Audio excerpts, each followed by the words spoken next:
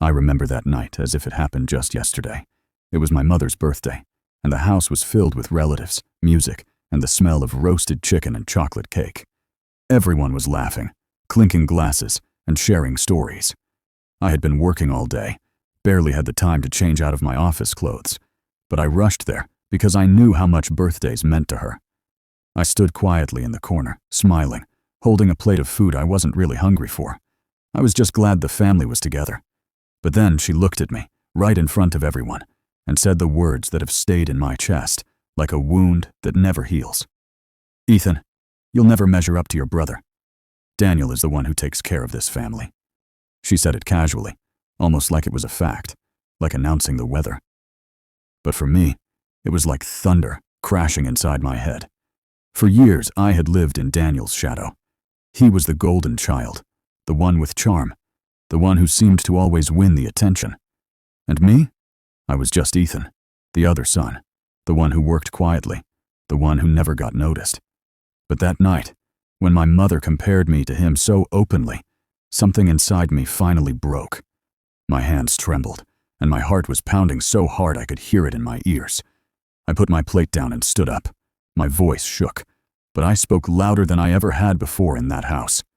"If that's the case, then from now on, let Daniel pay all the bills. I won't send another dime." The room went silent. Forks froze in midair, laughter died instantly, and all eyes turned to me. My father looked confused, his brows pulled together. And then he asked, "What money, Ethan? We've never received a cent from you." I couldn't believe it. For a moment, I thought I had misheard him.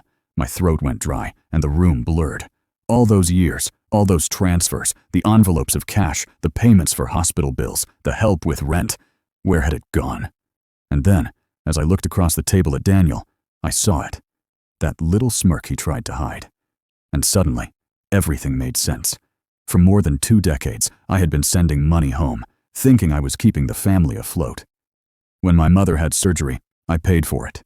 When Dad lost his job, I sent money for groceries and bills. When Daniel wanted to start a business, I gave him my savings, trusting him like a brother should. Every time I sent help, I imagined my parents thanking me quietly, even if they never said it aloud. But now I realized they never knew it was me. They thought it was Daniel all along, and he never once corrected them.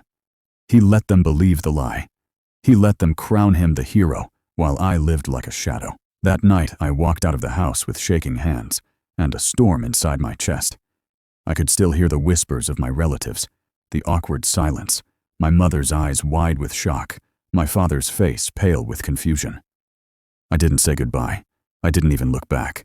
I just stepped into the cold night air, wondering if my entire life had been nothing more than a cruel joke. But to understand why that moment crushed me so deeply, you have to know where I came from. I grew up believing that hard work was everything.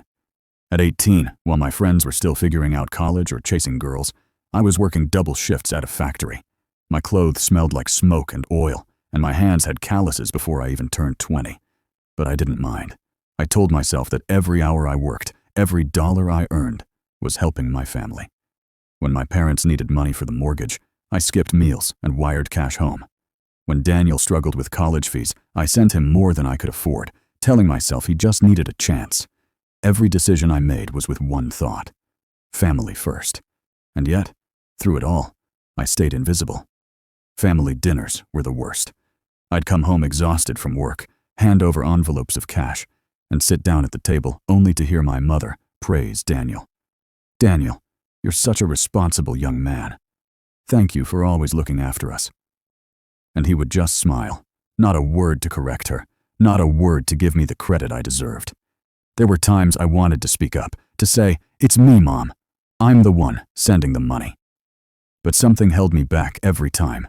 Maybe it was pride, maybe it was fear, or maybe, deep down, I just wanted her to notice on her own. I wanted her to see me without me having to shout for it. But she never did. So I learned to swallow the silence. I told myself I didn't need recognition, that as long as they were okay, that was enough. But inside, it was like carrying a heavy stone that never left my chest. When I think back now, I realize how much I lost. The vacations I never took, the clothes I never bought, the dreams I postponed, because family came first. And for what? For a mother who believed her other son was the savior. For a brother who built his life on my sacrifices. That night, after the birthday party, I didn't sleep. I sat in my car, staring at the steering wheel, replaying every year, every memory, every lie. And for the first time in my life, I asked myself, who am I doing this for? I was 42 years old, and I realized I had spent my entire life being the forgotten son. But the truth was out now, and whether my family liked it or not, I wasn't going to stay silent anymore. David sat in his car for a long time, staring at the dim reflection of his own face in the windshield. The streets outside were calm, but inside his chest, a storm had been building. He had walked away from that house in silence, but the echo of his mother's words, "You'll never measure up to your brother," kept playing again and again like a broken record. For years he had tried to swallow it, to ignore it, to laugh it off like it meant nothing. But tonight, it had felt different. Tonight, something inside him had cracked. He turned the key in the ignition, but instead of driving home, he just sat there, his hands gripping the steering wheel tighter and tighter. His mind drifted back to moments he had buried deep. The times when he had secretly covered the electricity bill, when he had slipped money into his father's account without telling anyone, when he had bought groceries and made sure no one knew it was him. He had done it all quietly, because he thought, maybe one day they'll see. Maybe one day they'll understand. But all those sacrifices had vanished in their eyes like smoke. His brother was the shining star, and he was nothing but the forgotten shadow. The more he thought about it, the more his heart burned. A small voice inside whispered, maybe it's time to stop waiting for them to see. Maybe it's time to show them the truth. That voice scared him, because David was not someone who liked drama or confrontation. He had always been the quiet one, the peacemaker. But tonight, his patience had reached its end. He finally drove home, but sleep never came. He lay awake, staring at the ceiling, thinking about every single moment that had led to this night. By morning, his decision was made. He would no longer hide in the background. If his family thought he had given nothing, then he would open the curtain and let them see everything he had carried on his shoulders for years. The next day, David didn't call anyone. He didn't explain. He simply began gathering proof. Bank transfers, receipts, copies of checks, even old messages where he had quietly fixed problems without anyone knowing. He dug through his files, his emails, his notes. Every piece of evidence felt like a weight lifted, but also like a knife cutting through old wounds. He couldn't believe how much he had kept hidden, maybe out of pride, maybe out of fear. But now, it was time to put it all on the table. Days passed, and he built a folder, thick and heavy with years of silent sacrifices.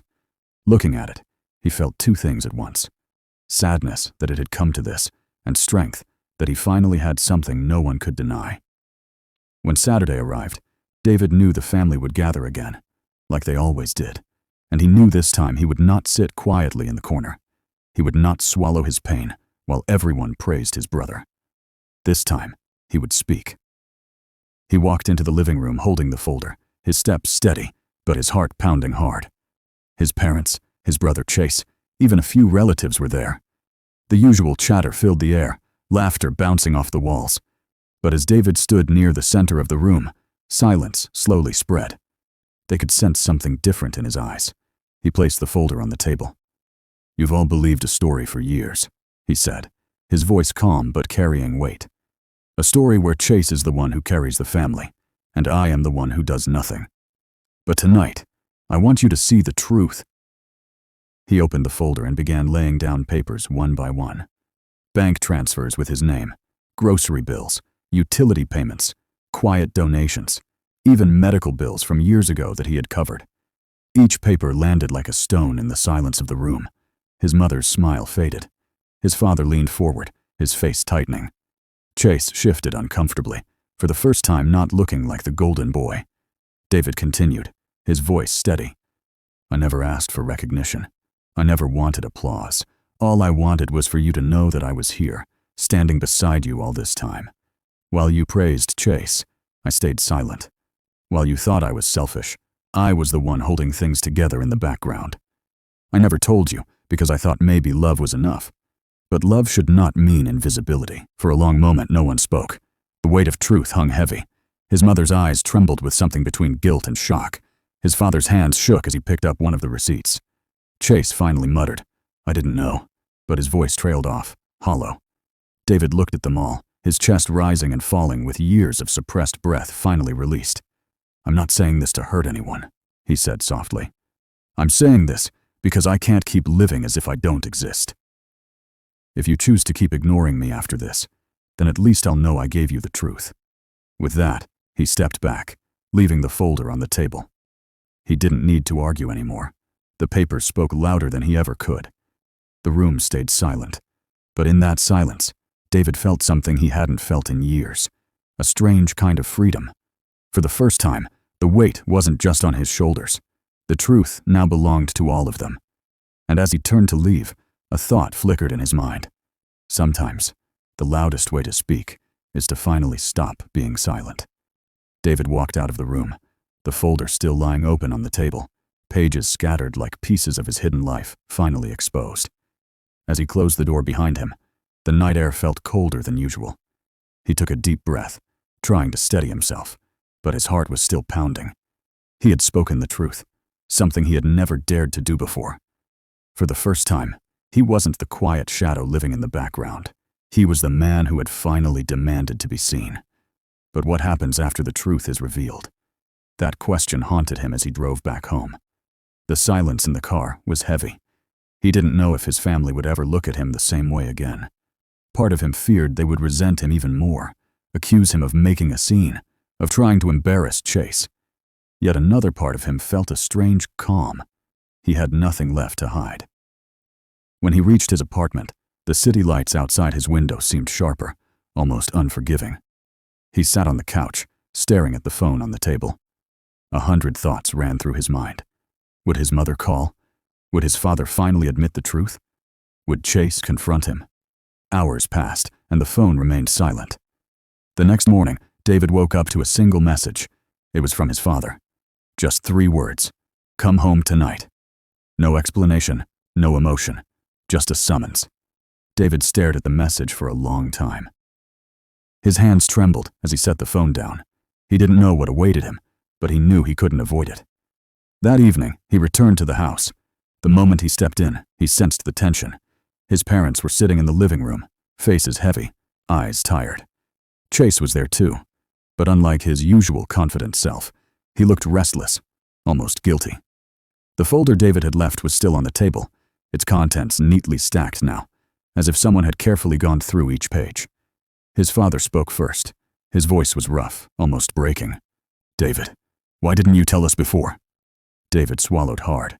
"Because I thought love meant sacrifice in silence. I thought if I just kept giving, one day you would notice without me having to say it." He looked at his mother, his voice softening. "But instead, you thought I was absent. Invisible. Less than Chase." His mother's eyes welled up with tears. For the first time, she couldn't meet his gaze. Chase shifted uncomfortably in his seat, then finally spoke. "David, I didn't know. I swear I didn't know you were doing all this." David gave a small, sad smile. "You weren't supposed to know. That's the point. I never wanted to compete with you, but I also never wanted to disappear." The room was quiet again, but this silence was different. It wasn't the silence of ignorance. It was the silence of realization. Years of misunderstanding, years of blindness, all crashing down at once. His father leaned forward, his hands clasped tightly together. "We failed you," he admitted in a low voice. "We wanted to believe Chase was carrying us because it was easy. We never stopped to see who was really keeping this family alive. You did it in silence, and we mistook silence for absence." Hearing those words, David felt a lump in his throat. He had waited his whole life for acknowledgement, and now it was here. Yet it didn't bring the joy he thought it would. Instead, it brought tears. Quietly, he wiped his face, trying to keep his voice steady. "I didn't want praise. I just wanted to belong." His mother finally reached out, placing her hand over his. Her voice cracked. "You do belong." "Forgive me, David. I was blind." In that moment, something shifted inside him. The years of pain didn't vanish, but they began to loosen their grip. For the first time, he saw his family looking at him, not past him, not through him, but at him. Chase stood up and walked over. His eyes, usually sharp with confidence, now softened. "Brother," he said quietly, "I don't deserve to be the one everyone praises. You've done more than I ever did, and I don't know how to make up for it, but I want to try." David looked at him, searching for sincerity. He saw no arrogance, no competition, just a man finally realizing the weight his brother had carried. And in that moment, David felt something he hadn't felt in years: hope. But hope is fragile. One night of truth doesn't erase years of pain. David knew this was only the beginning. The road ahead would not be easy. Trust would have to be rebuilt. Scars would have to heal. Yet for the first time, the possibility existed. As he left the house that night, his father walked him to the door. "We'll do better, son," he said softly. "We'll do better." David nodded, his heart heavy but lighter than before. The night air no longer felt so cold. For the first time in his life, he wasn't just the forgotten son. He was the son who had been seen. And as he walked to his car, he whispered to himself, almost like a promise, no more silence. Never again David drove home that night, with the weight of decades finally lifting, though not completely gone. His eyes stayed on the dark road, but his mind replayed every moment in that living room. The shock in his mother's eyes, the guilt in his father's voice, the sincerity in Chase's words. For years he had been invisible, living in the shadow of another. And yet tonight, for the first time, he felt as though someone had turned on a light in a dark room. But healing does not happen overnight. David knew that. The human heart carries scars that take years to fade, sometimes a lifetime. That night he sat on his balcony, looking at the city lights, wondering if things would truly change. A small part of him doubted. Another part, however, felt a spark of faith. At least now the truth was out. At least now they could no longer pretend. The next morning, he woke to something unusual. His phone buzzed with messages, not from strangers or work, but from his family group chat. Messages from his mother, short and clumsy but warm. "Breakfast tomorrow? Please come." His father had sent another, "We want to talk more." And Chase had written something that made David pause. "Teach me how you managed everything. I want to stand with you, not above you." David read those words again and again. For years he had carried the family in silence, believing they would never notice. And now, his brother, the golden one, the one everyone admired, was asking him to teach. That single message was proof that something inside the family had shifted. He decided to go. When he arrived the next morning, he was surprised. The kitchen table was set, not with the usual casual mess, but carefully arranged plates and warm food waiting. His mother greeted him with a hug, something she hadn't done in years. His father, usually stern and distant, smiled faintly and pulled out a chair for him. Chase came forward, clapping him gently on the shoulder. There was no rivalry in his eyes, only respect. They sat together, and for the first time, the meal wasn't filled with one-sided praise for Chase. Instead, the conversation circled around David, his work, his ideas, his thoughts. His parents listened with genuine interest. Chase asked questions, not to challenge, but to learn. It was strange, almost uncomfortable at first. David wasn't used to being the center of attention. He had lived so long in the background that the spotlight felt unnatural. But as the minutes passed, he began to ease into it. There were apologies too. His mother admitted how blind she had been, how unfair her comparisons had sounded. His father confessed that he had always assumed David was distant, never realizing that distance was created by their own neglect. Chase admitted he had enjoyed the praise, but deep down he had always known something was missing. He had never seen the foundation David quietly built. David listened, his heart softening but also cautious. Words were easy. Change was hard, yet he could feel sincerity in their voices. Maybe it wouldn't erase the past, but it could shape the future. Weeks turned into months, and slowly, the family began to transform. His parents checked in on him regularly, not to demand, but simply to connect. Chase stopped bragging at gatherings, and instead gave credit to his brother. "Ask David," he would say. "He knows better than me." And each time he said it, David felt a strange warmth spread inside him, a healing he never thought possible. But David also made a change in himself. No longer would he stay silent. No longer would he sacrifice in the shadows, waiting to be noticed. He learned to speak, to set boundaries, to value himself. He realized that invisibility was not love, and love did not mean losing yourself. One evening, months later, the whole family gathered again. But this time, the atmosphere was different. Laughter was shared, not one-sided. Respect flowed both ways. As David sat among them, he realized something profound. Sometimes families are blind. Sometimes they are cruel without knowing it. But truth, when spoken with courage, has the power to open eyes. He looked at his brother, his parents, and felt peace. Not complete, not perfect, but real. He was no longer the forgotten son. He was simply David, a son, a brother, a man finally seen. And as he left that evening, stepping into the calm night, he thought to himself, life doesn't change when others finally notice you. Life changes when you decide to stop being silent. If you've stayed with me till now, remember? Stories like David's remind us that silence may protect for a while, but truth sets you free. And if this story touched you even a little, don't forget to like this video, subscribe to the channel, and share it with someone who might need to hear these words. Because sometimes, the right story at the right time can change a life.